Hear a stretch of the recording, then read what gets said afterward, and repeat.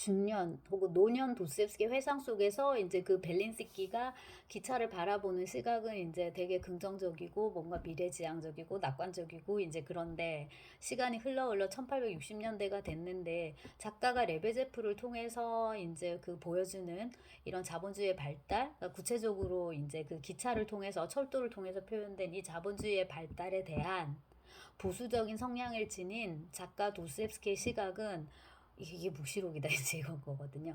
그래서 멜서스를 얘기를 해요. 인구론의 저자 멜서스는 이렇게 말하기도 했고 어쩌고 저쩌고 이제 얘기를 하고 묵시록에서 쑥별이 떨어져 가지고 이제 모든 것들이 다 써지고 어쩌고 이제 그런 것들 그다음에 손에 저울을 든 그 기사가 뭐를 막 이거 뭐야 말을 타고 나타나고 이게 저울도 역시나 이제 자본주의 돈 이런 식으로 이제 얘기를 한단 말이에요. 그래서 이게 얼마나 설득력이 있을까? 아니 뭐 근데 읽어보면 다 틀린 말은 아니고요. 제가 지금 말씀드린 요 내용들은 주로 다 소비에트 연구자들이 쓴 거, 취르코프라든지 뭐 이런 끼르포친이라든지 전형적인 이제 소비에트 연구자들이 쓴 건데 그들의 이제 시각이 반영된 건데요. 유학 시절에 심지어 이제 유학 가기 전부터 도서관에서 왜 이런 학자들의 책을 많이 읽었을까? 이 사람들이 살아생전에 그 당시에 권력을 많이 갖고 있었기 때문에 찌라시가 많아요. 이때 찌라시는 그 찌라시 기사할 때 찌라시가 아니라 판매 부수의 러시아어가 찌라시예요. 그러니까 이 가보니까 고서점마다 다 깔려 있는 거예요. 근데 끼르포친이 훌륭한 연구자긴 하지만 이렇게까지 훌륭한가? 왜 이렇게 끼르포친 책이 많지? 이제 그게 그 판매 부수 많이 찍을 만큼 그러니까 그 책을 많이 찍을 만한 권력을 이제 그 당시에 이런 학자들이 갖고 있었던 거고 그들이 이제 그 도스옙스키를 읽었던 관점, 그러니까 사회학적 관점이라고 할 수도 있을 것 같고 주로 이제 자본주의 비판의 맥락에서 이제 이걸 읽었으니까 왜냐하면 이제 그 미소 그런 이제 냉전 체제에서 활동을 했기 때문에 이제 물론 그렇고요. 그 무렵에 만약에 그 무렵에 논문을 쓰면은 무조건 인용문에 마르크스 엥겔스 저작이 들어가야 되던 그런 시절이거든요. 그래서 그런 것들을 이제 우리가 감안할 수는 있겠죠. 근데 어쨌거나 이제 비판인 거는 비판인 거죠. 왜냐면 이걸로 인해서 많은 비극이 발생했다는 거를 작가가 이렇게 나열을 하는데 구체적으로 어떤 거냐면 어제 제가 찍은 건데요. 이폴리트의 그 불가피한 해명 있잖아요. 나의 불가피한 해명. 거기서 이제 이폴리트가 이러저러한 에피소드들을 많이 이렇게 소개를 하는데 그게 이제 다 그런 도스옙스키식 에피소드. 가난하고 거기서 뭐 애까지 잃어버리고 그다음에 뭐 지방 도시에서 일자리 잃고 그걸 이제 하소연하기 위해서 페테르부르크로 왔는데 왔다가 더 망하게 되고 뭐 이런 것들. 그다음에 이제 그 이폴리트라는 이 캐릭터 자체. 그래서 제가 대학 때는 되게 좋아하는 캐릭터라고 말씀을 드렸는데 가난하고 그러면 이폴리트 장남인데 못 사는 집에 이제 장남이니까 자기가 이제 출세 성공해가지고 집안을 일으켜 세워야 된다라는 그런 강박이 있는데 몸도 골골대고 라스콜리니코프예요 그러니까. 근데 이제 여기는 소설이 백치기 때문에 얘가 주인공이 될 수가 없는 거죠. 그래서 이폴리트 자체가 라스콜리니코프처럼 굉장히 도스옙스키적인 캐릭터, 페테르부르크적인 이제 캐릭터인 거예요. 그리고 이제 이 캐릭터 자체가 바로 이 자본주의 묵시록의 이제 예가 될 수 있다는 거고 소설을 더 넓게 보면 단순히 이건 자본주의 비판이 아니라 여기 이제 모시킨하고 나스타샤 필리포브나하고 아글라야로 요만큼만 개입이 되고요. 로고진이 이제 이 보여주는 이 정념의 아포칼립스. 네. 정념의 아포칼립스, 이 열정의 아포칼립스, 이게 바로 이제 순환이 되는데, 이거를 이제 더 포괄하는 걸로, 그렇게 보면 이제, 이 묵시록을 더 이렇게 넓게 해석할 수 있지 않을까 싶고, 또 기차인데요. 이 죄악의 색이다. 이 철도 이게 러시아 전역을 덮고 있는데 거의 막 악마의 손길이죠. 이렇게 마의 막 손길이 거미줄 막 이런 게 뻗어 나가는 것처럼 그렇게 이제 위기 의식을 느낀 것 같다. 중년 작가가 그것도 일정 부분 사실일 것 같고 비슷한 거를 우리가 비슷한 느낌을 안나 까레니나에서 받아요. 안나와 브론스키가 맨 처음에 만나는 곳이 기차역입니다. 모스크바의 기차역이고요. 그러니까 이건 페테르부르크역이에요. 왜냐면 기차가 페테르부르크에서 오기 때문에 제가 계속 말씀드리지만 그 러시아는 도착역이 그 도착역의 이름이 출발지를 따가지고 우리는 부산에 부산역이 있고 서울에 서울역이 있는데 여기는 이제 반대인 거예요. 그런데 기차역에서 처음 만나죠. 이 브론스키랑 안나가. 그 다음에 이제 맨 마지막에 안나가 자살을 하는 것도 또 기차역입니다. 근데 여기가 7부 마지막이에요. 그 다음에 이제 8부가 에필로그처럼 구성이 돼 있는데 마지막에 8부에서 또 기차역이 나옵니다. 왜냐하면 브론스키가 떠나거든. 그 출정해요. 저기 뭐야. 전쟁을 나가려고 해도 또 기차를 타고 나가는 거예요. 그래갖고 모든 인물들이 다시 봉고 덕분에 다 만났네. 기차 때문에 또 다 만나요. 그래서 기차역에서 다 만났다 헤어지고 이제 이렇게 한단 말이에요. 그래서 이 기차라는 것이 그 당시에 뭐 조금이라도 글을 쓰는 작가라면은 특히나 단편이 아니라 긴 소설을 쓰려고 하는 작가라면은 피해갈 수 없는 부분이었겠다라는 생각이 드는 거예요. 기차를 타고 이동을 해야 되니까. 그러면 이제 그거에 대해서 생각이 없을 수가 없는데 톨스토이 소설의 경우에도 어쨌거나 주인공이 여기서 이제 불미스러운 만남을 가진 게 돼버린 거잖아요. 그게 불륜이었으니까. 그 다음에 이제 여주인공이 어쨌거나 자살하는 거니까 그것도 좋은 게 아닌 거잖아요. 그래서 이제 어떤 기차에 대한, 즉 자본주의의 발달에 대한 이 두 작가, 두 작가 모두의 어떤 그런 불편한 감정 이런 걸 이제 볼 수가 있는 거고요.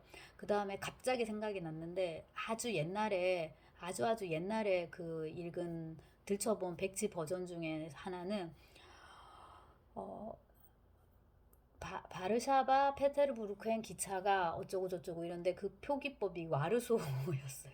그러니까 바르샤바를, 그게 부인데 반자음 반모음이잖아요. 이걸 이제 와로 이렇게 해가지고 와르샤바 이렇게 이제 표기를 했던 적이 있었죠. 비슷하게 이반 이바노비치가 아니라 이완 이와노비치. 그다음 이제 프라브다지가 아니라 프라우다지, 이렇게 사모바르가 아니라 사모와르. 그러니까 이완 이와노비치가 사모와르를 해서 차를 마시면서 프라우다지를 읽고 있는 이제 이런 게 되는 거죠. 갑자기 이제 썰렁하네요.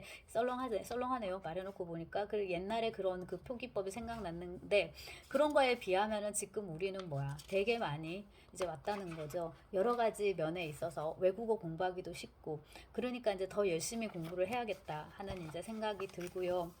그 백치를 고디 코드로 읽을 때도 가장 잘 맞아 떨어지는 게 바로 그 홀바인의 그림입니다. 근데 이제 그거를 제가 지난 시간에 되게 많이 말을 했잖아요.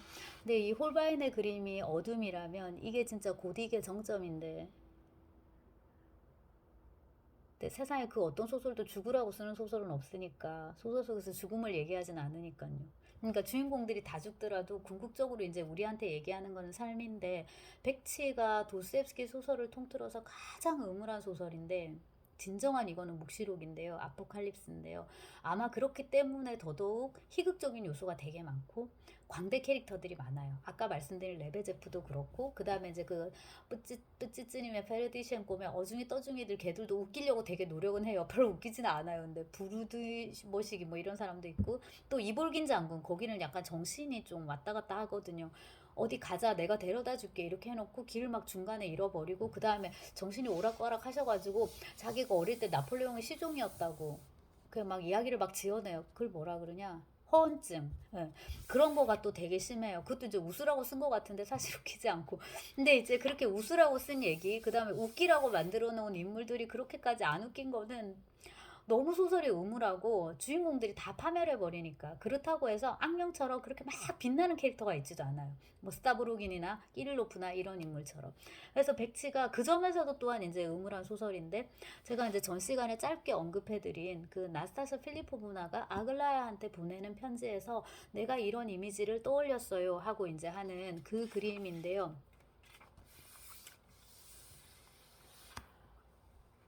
아이는 그의 곁에서 놀고 있는데 그에게 어린아이다운 말로 무슨 이야기를 하고, 그리스도는 아이의 말을 듣고 있었는지도 모르겠지만 지금은 생각에 잠겨 있어요. 그의 손은 무심결에 멍하게 아이의 해맑은 머리 위에 놓여 있어요. 그는 멀리 지평선을 바라보고 있습니다. 전 세계만큼 거대한 사상이 그의 시선 속에 깃들어 있어요. 얼굴은 슬픈 표정이고요. 아이는 입을 다물더니 그의 무릎에 팔꿈치를 괴고 한 손으로 뺨을 받친 채 고개를 들어 아이들이 그러듯이 그를 유심히 바라봐요. 이렇게. 폼이 안 나네 이제. 아저씨는 무슨 생각하고 있지? 해는 뉘엿뉘엿 지고, 자, 이것이 나의 그림이에요. 자, 석양입니다, 여러분. 석양이고요. 그 다음에 이제 그리스도는 홀로 남겨져 있는데 그에게 관객 내지는 동반자는 지금 어린아이 뿐입니다.